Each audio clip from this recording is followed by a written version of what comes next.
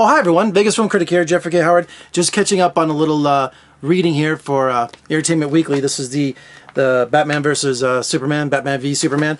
But this is a review for Mr. Holmes, starring Sir Ian McKellen. And we're not here to talk about Superman or Batman, which I'd love to do.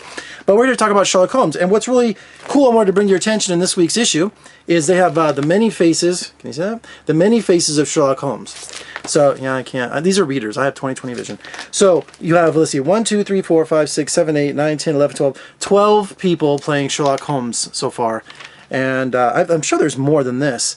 But anyway, I wanted to point this out because I'm a huge Sherlock Holmes fan. I mean, if you have not seen Benedict Cumberbatch and Sherlock, the BBC show, you don't know what you're missing.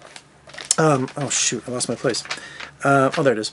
I got to come back to this. I'm going to reference this. So anyway, I will switch this out and do this, and I'll give you my full attention right now. Okay, Sir Ian McKellen playing Sherlock Holmes at 93 years old. This is from director Bill Condon, who did Gods and Monsters with Ian McKellen, amazingly. This is an interesting take on Sherlock Holmes. He's 93 years old and he's retiring. Can you imagine Sherlock Holmes at a point, you know, the character is saying, if he existed, you know, I'm retiring from this incredible career. And he retires to his little beach cottage, and he's a beekeeper, and all that has to keep him company out there is the house lady and her little boy, this 12-year-old kid, Roger. Oh my gosh, I knew I'd forget his name. Look at me, I'm already done. Roger's name is, I'm sorry, Milo Parker. Milo Parker is Sherlock Holmes' only friend, and Sherlock never had any children. He never had any kind of family to mention of, so he really bonds with Roger, and so does Roger. Roger reads everything, all the books and all his cases, and there's 3 things going on. That's 6. There's 3 things going on in Sherlock.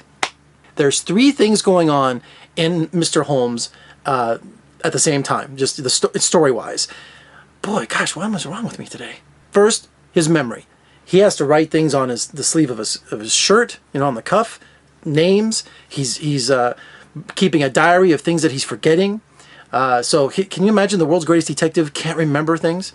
Second, he's trying to finish up his final case, and not only that, he's trying to write a book about it. He's trying to write a novel himself, because he states in the movie that Watson wrote all the books. He was in charge of all the cases. He embellished. He made all kinds of romanticism and adventurous. But he's like, you know what? A lot of it was like, I'm going to write the real case from my perspective.